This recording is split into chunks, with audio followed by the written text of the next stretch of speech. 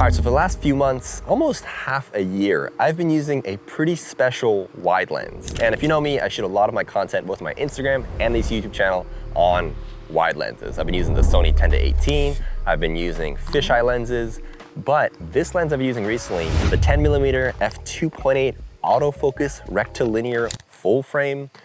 What doesn't this lens do? It's a 10mm lens by a company called Laowa. This video is not sponsored, but this lens, I just had to make a video about it. Like, it's just, let me play some clips for you.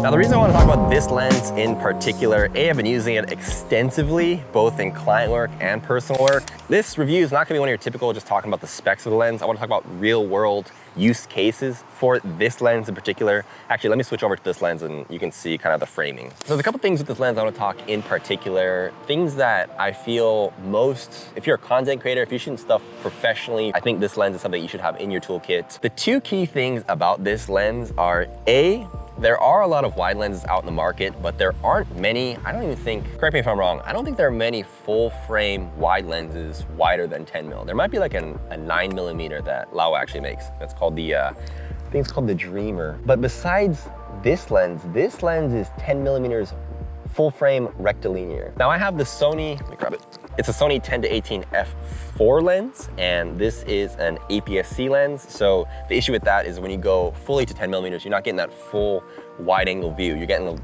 interesting vignette, which I think is pretty cool, but it doesn't truly give you that full frame wide field of view. Whereas this is a 10mm full frame lens, which means if you want to shoot at a true 10mm field of view, you get that with this lens with no vignette. I mean, there's a little bit of vignette on the edges here. If you could tell, there is like a pretty substantial chromatic aberration on the edges. If you could tell, like my arms, and especially as you get closer, you can tell that there are some artifacts, and I think it adds character to the lens. You don't want something that's super sharp.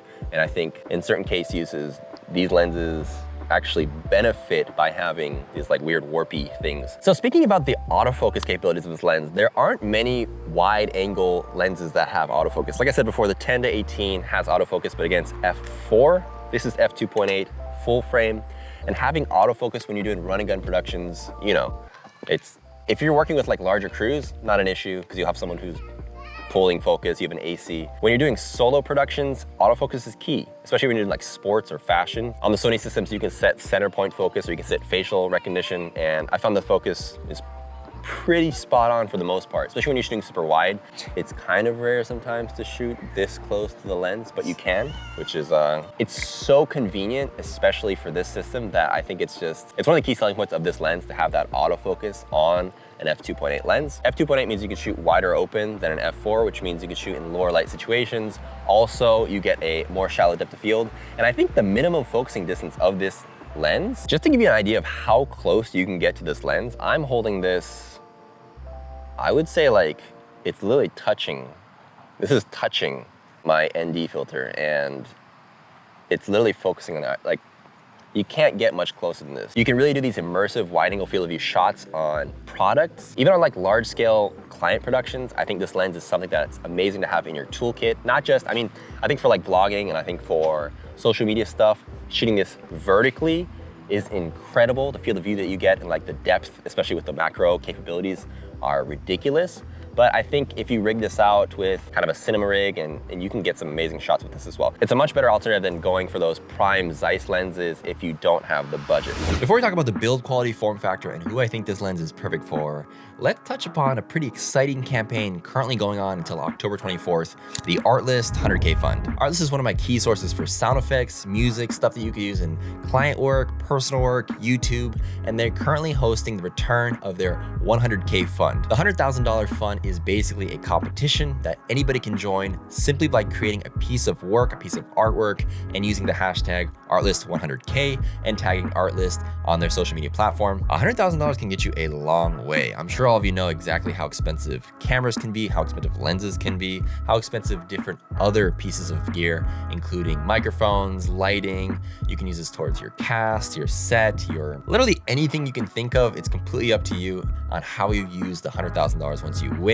The way that I would enter would be to create a small concept or something that really showcases your grander vision and try to create that within the means you have currently. That seems like the most viable way to me of showcasing exactly what I'm about, what my skills are, and what I would use the 100K for. Get another chance to win $100,000 by submitting before October 24th, 2024. If you're watching this video after that date, just click the link in the description. There should be some more information directly on this fund, and I'm sure they'll probably hosting another one in the future. Continuing on with the form factor and build quality of the lens, this lens is pretty durable. It's made of all metal. To give you a comparison, this is the Sony G Master 14mm lens. The 14mm G Master feels a bit heavier and it's a bit larger than the 10mm. Additionally, one of the key factors of this 10mm is that it has a 77mm filter thread, which the 14mm G Master doesn't allow for filters to be placed in front of the lens element because it's curved. One of the nice things about the Laowa is that it has that 77mm filter thread, which allows you to put ND filters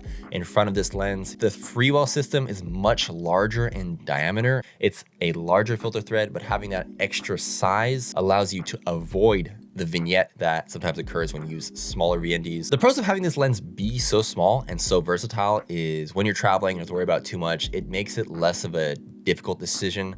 I don't know if you guys are like this, but sometimes when I'm going out to shoot on a kind of just like a run and gun shoot, or I'm trying to decide what I pack into my kit, having a heavy backpack is like the worst. I like to pick and choose lenses that I know for a fact I'm going to use. I hate taking lenses with me that I assume I might use, but at the end of the day, I never actually use and they're really heavy. For instance, the 24-70 lens is something that I like to have, but I never really find myself using that often. This lens always goes in my backpack, which is a testament to how versatile this lens is. It's also a testament to how small this lens is and how not a pain it is to bring it with you and just have as an option. The small form factor allows it for it to be easily used on a gimbal. I've used this all the time on the DJI RS2, on the RS3 Pro.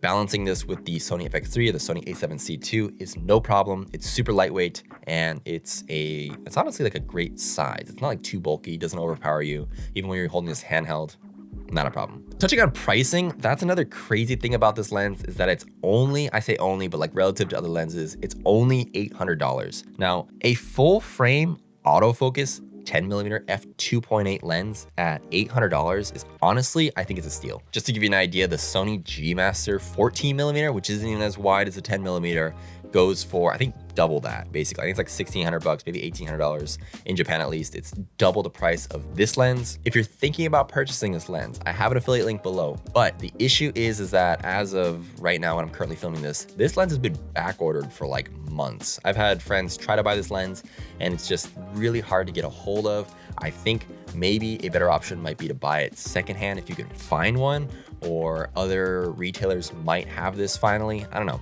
Wherever you can find this, I just think it's a good steal. If you can get this used, even better. And finally, who I think this lens is perfect for. To be honest, I think almost anybody could really benefit with having this lens in the toolkit if they're interested in A, shooting very wide environmental shots, or B, getting very creative angles, either top down, super close, or really interactive shots. Specifically, people who are creating ads for social media content, for stuff that's to be consumed on your phone. I think having more information in your environment and having a wider field of view allows for a more immersive experience, just personally. I also think if you're shooting stuff in really tight situations, so let's say like real estate, or you're shooting an event and you don't have a lot of like wiggle room to work around in, but you still want to capture the environment, this lens, undefeated. This lens alone in your kit, I wouldn't recommend, just because it's almost too wide. You have to be so close to your subject to really even get them at a considerable size in the frame. So like a perfect social media kit or a perfect solo shooter kit would be this 10mm, a 24mm prime G Master, which is what I use, and then like a zoom lens, like either a 70-200 or maybe like even a larger zoom. Just having all three kind of distances of having that super wide, the medium, really nice kind of portrait lens, and then a zoom lens. I think that's just like a triforce of creation for solo shooters and just like smaller crews. If you have any questions on this lens in particular, as always, leave them in the comments below.